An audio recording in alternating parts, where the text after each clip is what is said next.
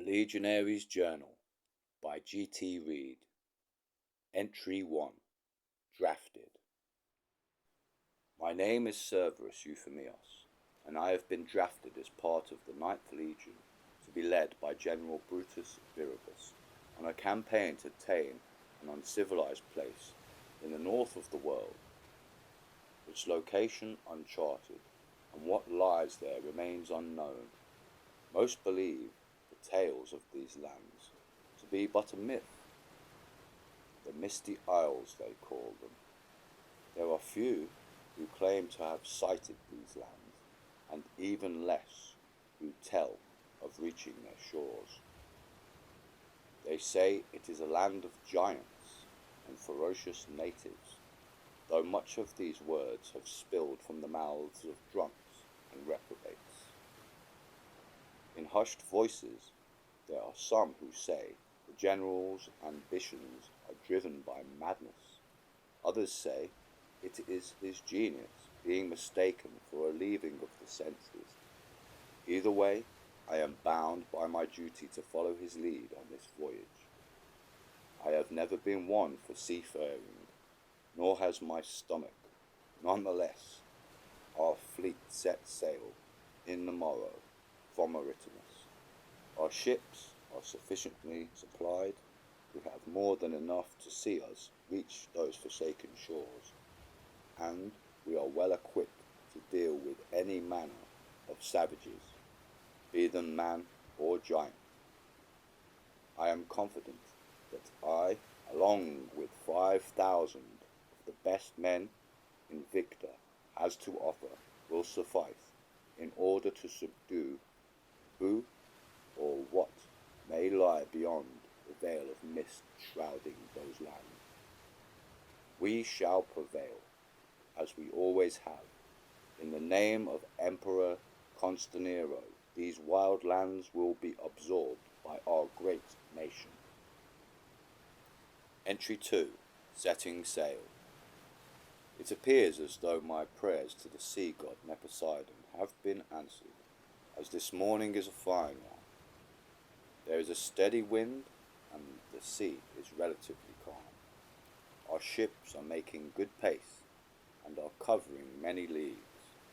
I presume this journey shall not take as long as many of my company had initially assumed. It is estimated to take at least 25 to 30 days to reach our destination. The speculation of what we are to witness upon our arrival has been greatly debated among my companions. I have heard many things of what resides upon the Misty Isles.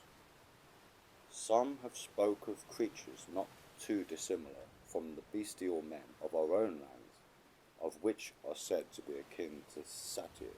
Others have told of titans and cyclopeans that are also quite familiar, as we have all heard the same folklore and tales from childhood stories. This I find quite unlikely and frankly laughable. It is said that the local populace is comprised of primitive cannibals, either naked or wearing simple loincloths to cover their nether regions. Much of this I shall take as hearsay, until proven otherwise. If anything, these conversations serve as a means to pass the time, and are rather entertaining, if not amusing at best. Entry 3. Camaraderie. I have spent much of this morning with my head over the side of the boat, as the motion of the sea carrying our vessel has sickened me to no end.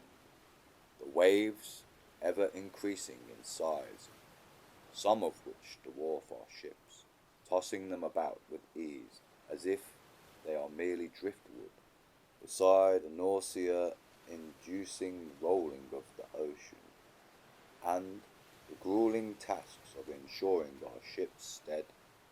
My time on board has seen the forging of new friendships. There is a young man by the name of Junius. He is understandably concerned, this being his first voyage, though my myself and other veterans have taken it upon ourselves to reassure his trepidation. Much of his concerns have come about from conversing with Emilius, who appears to relish in scaremongering and instilling fear amongst our new recruits, with exaggerated tales of his encounters in battle.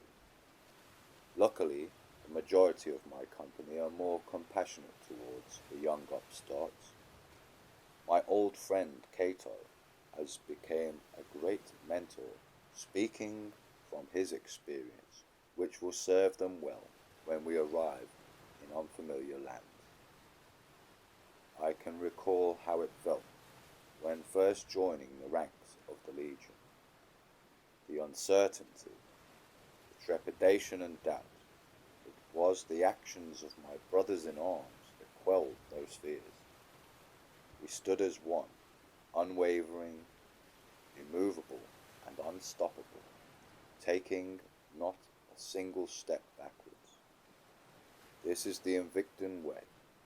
It is in our blood to do as such, ever since the days of Augustus.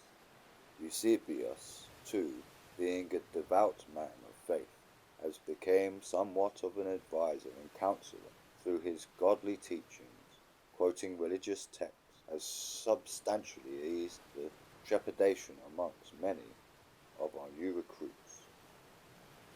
He has taken under his wing a young man by the name of Aeschylus.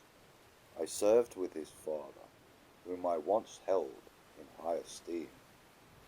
However, his actions later in his years would prove my judgment of character otherwise.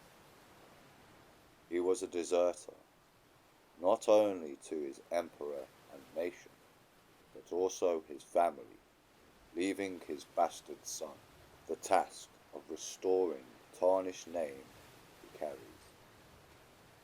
Not all these newcomers are as fearful as the others. There are two brothers, Duilius and Marius, who is 1 year his sibling senior. They are more than keen to show their martial skill. Cato and I are both eager to see whether this is but mere bravado, or the Valens brothers are indeed competent combatants. Taking into account their place of birth being within the city walls of Castropargo, the latter is more than likely to be the case. Entry 4. Trading Tales. Today, many of our crew are shaken after witnessing some kind of sea monster. I personally did not see it, though I am told that it was a beast of immense proportions. I shudder to think of what manner of creatures lurk beneath the surface of the depths. These thoughts keep me from my slumber at night, and I long to reach dry land. These concerns have somewhat been alleviated by the tales told by Cato. As a veteran soldier, he has much to regale us with. He has seen all this world has to offer, speaking of distant lands and their occupants, both of people, their customs, societies, and of the manner of monsters and beasts found upon their shores, retelling of his campaigns in the Eastern Empire of Catan, and his encounters with elite warriors clad in armor of lacquered wood, carrying blades of supernatural composition. Anomalies such as sentient stone constructs and dog-headed men. He spoke of the lawlessness of our former colonies in the tropics of the West, where piracy is commonplace, and in the south of the world, where immense seas of sand stretch across entire continents, thick, untamable jungles, and even of the world's edge, where rivers of fire flow amidst immense jagged rock formations, that reach skyward. He has never been one for embellishment, which has made his stories all the more compelling. They have raised our spirits, serving as a means to pass the time, and have been a much needed form of escapism, being confined in these cramped conditions. Entry 5. Hostile Waters. As our fleet sails along the coast of Angor, we bid farewell to our beloved country of Invicta. Onward we move toward the unknown. I am confident that in time we shall return, though the likelihood of some of our number perishing plagues my mind, as always when undertaking journeys such as this. These expeditions, however, have always been integral to our empire, whether they have birthed trade deals or expanded our borders and influence. The loss of life has been for the betterment of our people. My fallen brothers in arms shall be remembered for their sacrifice, for where their bodies fell, their invictum blood claimed the soil in which it seeped.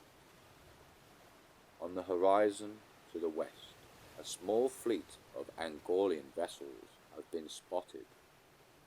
They are pursuing us, however, they are yet to make their intentions clear. Regardless of this, we have been ordered to ready ourselves for combat. They are by no means allies of ours. Likewise, they are not enemies of our empire. This does not put my mind at ease, and I for one am glad that we are taking precautionary measures. It is my hope that they are only ensuring that we leave the waters which they believe are belonging to them, and will give chase no longer once we have passed their lands. They are a nation in which honour and chivalry are held in the highest esteem. This reassures me somewhat, though it is difficult to predict the hearts of men.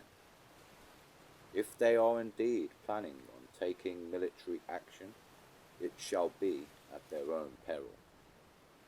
This would not be our first encounter in naval combat, and I am confident in the capabilities of my comrade. However, this will be costly to our expedition if we are to engage in battle. I pray to Neposeidon that he will carry our vessels with haste and guide us safely across his waters.